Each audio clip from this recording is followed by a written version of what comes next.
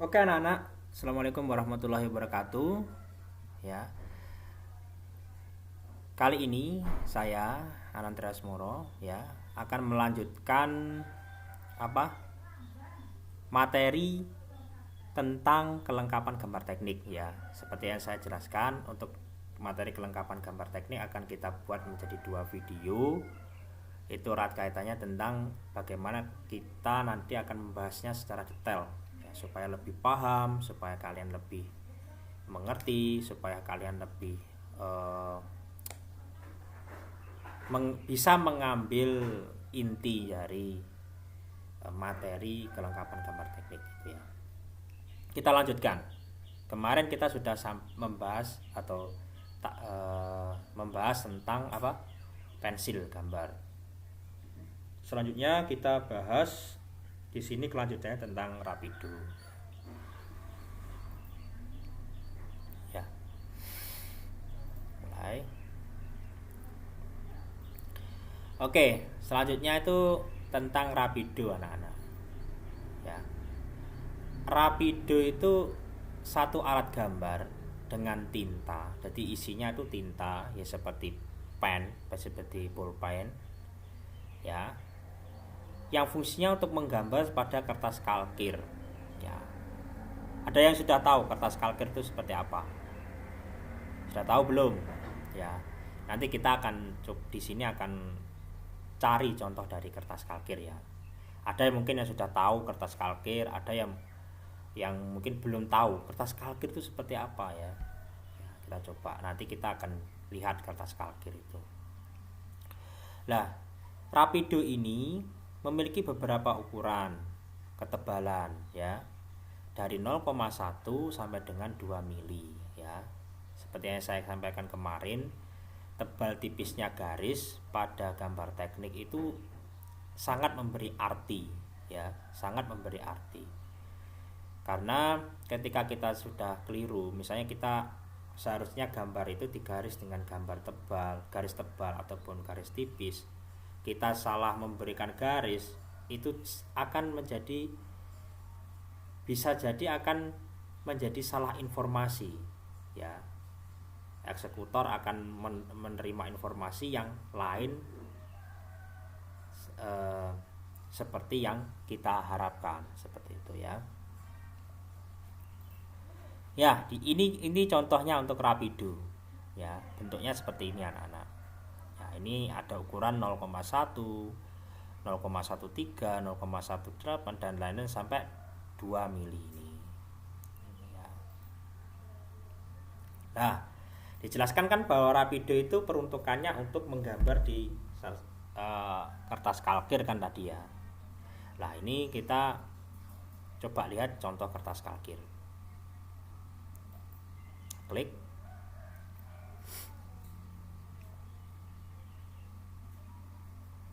Ya, kalian bisa lihat di Google lah ya, kertas kalkir itu seperti apa. Ya, seperti ini anak-anak bentuk kertas kalkir. Dia itu transparan ya anak-anak ya. Artinya dia tembus, transparan. Kertas kalkir itu seperti itu.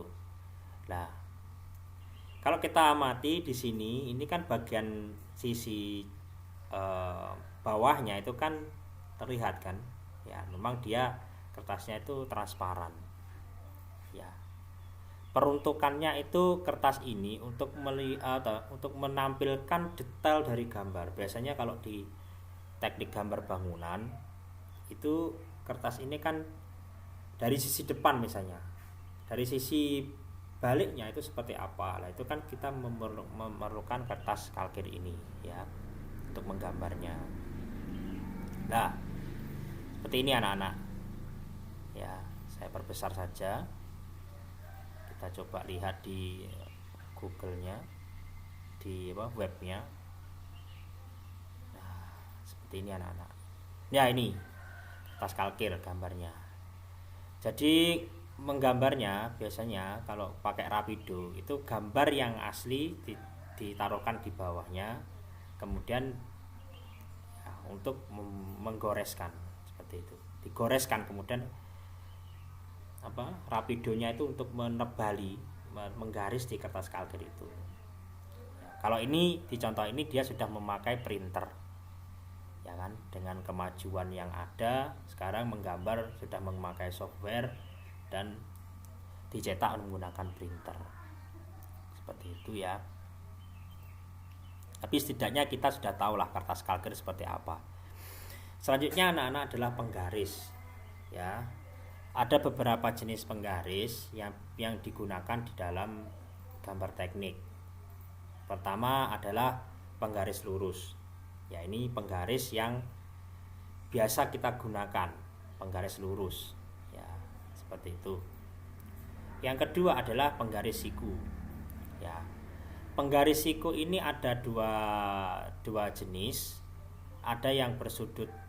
Ini yang pertama ini anak-anak, ini 90, 45 derajat dan 45 derajat. Dan ada yang dengan sudut 60 derajat bergandengan dengan atau 60 derajat dengan 30 derajat dan 90 derajat. Ya, itu untuk siku. Jadi kita mudah nanti misalnya membuat gambar, membuat ukuran dengan sudut 45 derajat. Ini sudah ada ya, siku itu ada yang jenis yang 45 kali dan 45. Misalnya kita membuat sudut 60, di sini ada siku yang ukuran 60 dan 30 derajat. Ya. Ini sudut-sudut istimewa ya tadi ya, sudut-sudut istimewa. Kemudian di sini ada penggaris T. Ya. Penggaris T ini yang kemarin kita membahas dari meja gambar. Contoh meja gambar kan, di sana kita tahu, oh ada T ya kan, ada penggaris T yang kemudian untuk apa? Untuk mengatur kelurusan kertas yang kemudian kita atur dengan siku ya kan. Jadi seperti itu penggunaannya untuk T, garis T. Oke, selanjutnya adalah jangka. Jangka itu kalian mungkin sudah tahu ya, dia digunakan untuk membuat lingkaran, oval dan lain-lain.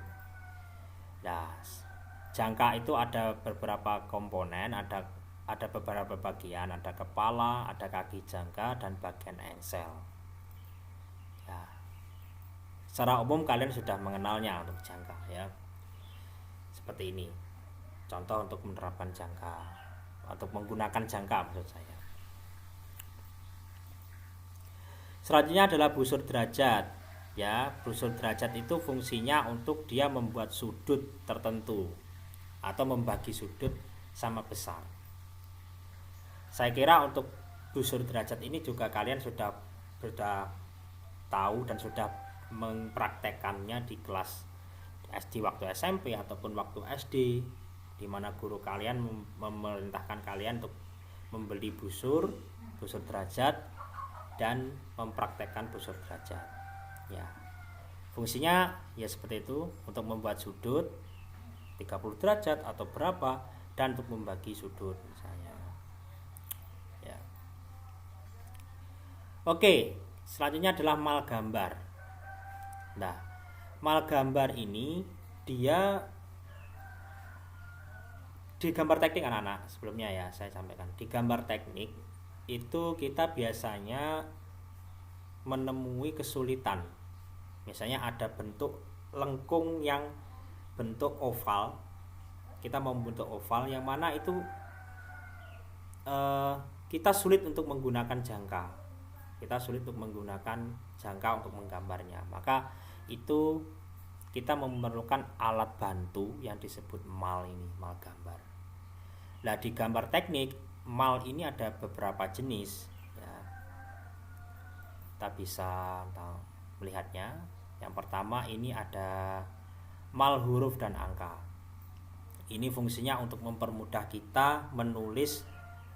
Kalau di gambar teknik nanti kalian akan mengenal istilah etiket atau judul kolom kotak judul atau keterangan gambar. Di sana ada tulisannya dari judul, skala, digambar oleh siapa dan lain-lain. Nah, itu untuk membuat tulisan itu rapi, kita harus menggunakan mal huruf ini. Ya, mal huruf ini ada huruf A sampai Z, ya, dan ada beberapa ukuran juga, ketinggian angka dan ketinggian huruf, seperti itu. Yang kedua, ini contohnya mal lingkaran. Jadi mal lingkaran itu untuk mempermudah kita membuat lingkaran. Kadang kita membuat ukuran 10 mili, ukuran dengan diameter 10 mili. Di mal gambar itu kita mempermudah, kita tidak perlu men-setting jangka, ya kan? Men-setting jangka, tinggal kita letakkan malnya, kemudian kita lingkarkan, kita gariskan, itu sudah jadi. Itu untuk mempermudah, ya. Ini mal lengkung. Ya, mal lengkung ini untuk seperti yang saya terangkan tadi. Kadang kita untuk menggambar itu kan sulit untuk menggambar bentuk dengan misalnya kayak lengkung dengan jangka, itu kita sulit. Maka kita perlu mal atau alat bantu lengkung ini.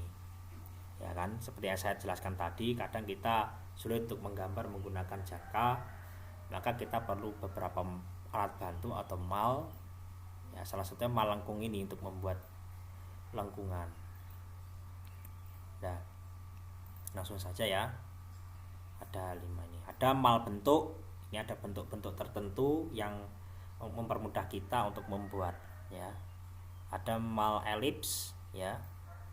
Mal elips untuk membuat bentuk elips. Kalau kita misalnya lama menggunakan jangka ataupun kesulitan menggunakan jangka, di sini juga ada mal elips di gambar yang fungsinya untuk mempermudah kita menggunakan